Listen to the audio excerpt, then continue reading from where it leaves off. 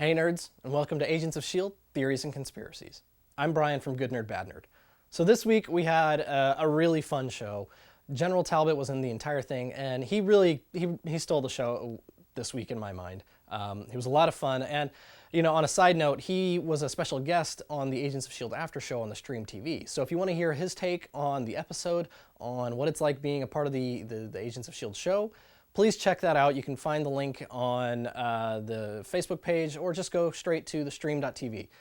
But so this week, there were three things that I think need to be addressed. So one, we are learning more about Hive's plan, and that all revolves around those new Inhumans he makes. Except here's the thing, they're not Inhumans. These are the Marvel Cinematic Universe version of the Alpha Primitives. Now the Alpha Primitives were created about 4,000 years ago by an Inhuman geneticist named Avidar. He convinced the governing genetic council of the Inhumans that they needed a race of subhuman servants to do the manual labor so that the Inhumans, the kind of upper class Inhumans could be free to investigate their own knowledge and personal illumination, things like that. Well, it was approved, and there's this subclass of Inhumans that are known as the Alpha Primitives. And that's who they are, and that, I think, is what Hive wants. He wants a world full of Alpha Primitives to do his bidding, to be his servants, for him to rule over. But the thing is, how is he going to carry that out? And that is by creating a Terrigen Bomb. Now, there are two Terrigen Bombs in the comics. One is the T-Bomb, and another one is this kind of makeshift bomb that he created during the Infinity storyline. The T-Bomb was during the War of Kings, and it was built by his brother, Maximus the Mad, during the war between the Kree and the Shi'ar. And the Kree at that time are being led by Black Bolt and the Inhumans. So the purpose of the bomb was to spread Terrigenesis basically across the universe and essentially erasing any genetic differences, making everyone it was supposed to usher in a new era of peace, but, forcing that on the universe is insane, and the Terrigen crystals in the bomb were diffused and rendered inert by Crystal, who is Black Bolt's niece. And long story short, he was in a fight with Vulcan, and Vulcan is a superpowered brother of Cyclops and Havoc, and he detonated the bomb anyways. Now, this explosion didn't cause the universal Terrigenesis that he wanted, but what it did do was rip a hole through space and time, and this hole actually was essentially a gateway to the Cancerverse.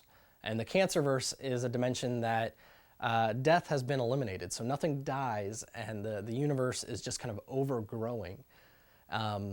It should be noted that Thanos, being the avatar of death, was an important player in that storyline and had to go there and essentially had to sacrifice himself and ushered in death back into that universe. So really crazy storyline, combining all that stuff. But the other version of the T-Bomb, which also had to do with Thanos, he plays a lot in dealing with the Inhumans. But in the Infinity storyline, he's looking for his son on Earth, and when he goes to confront Black Bolt in a battle with him destroys Adelon, and it causes a Terrigen cloud to basically encompass the Earth. And this is when we get this kind of mass unchecked Terrigenesis all over the planet, similar to what was happening with the fish oil. But this side of it is much more similar to what Hive's plan is, to have a kind of a cloud just go over the planet. Not necessarily to destroy the planet, but he does want to usher in his own sense of peace and kind of harmony, but it's all subservient to him. That's the point. So, last thing, the Cross of Doom. This is Yo-Yo's cross that we have seen in the Quinjet that explodes in that future prediction, and we've seen it floating in space, we've seen it on Yo-Yo, and now Yo-Yo has given it to Mac. Does Mac die? Is he the one that dies? I don't think so. Some people have said they saw Fitz holding the cross in the trailer for next week. I have to go back and check that, but who dies? Is it going to be Fitz? Is it going to be Mac? Is it somebody else? We know it's somebody wearing a S.H.I.E.L.D. uniform, so maybe we need to go back and see who has worn that, who has that kind of uniform. Mac, I've never seen in one of those S.H.I.E.L.D. uniforms with the patch. So I don't think it's him. Daisy, we know, has worn it, but I really don't see them killing off Daisy. Fitz never has. But, you know, next week, anything's possible. I think the entire team is going to be suiting up in one form or another.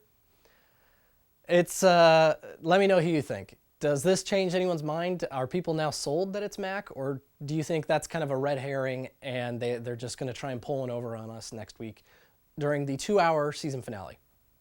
So let me know what you guys think. Don't forget to check out that Agents of S.H.I.E.L.D. after show with Adrian Pasdar. And don't forget to tune in next week for the after show for the season finale. Until next week, this has been Brian from Good Nerd, Bad Nerd, and this has been Agents of S.H.I.E.L.D. Theories and Conspiracies.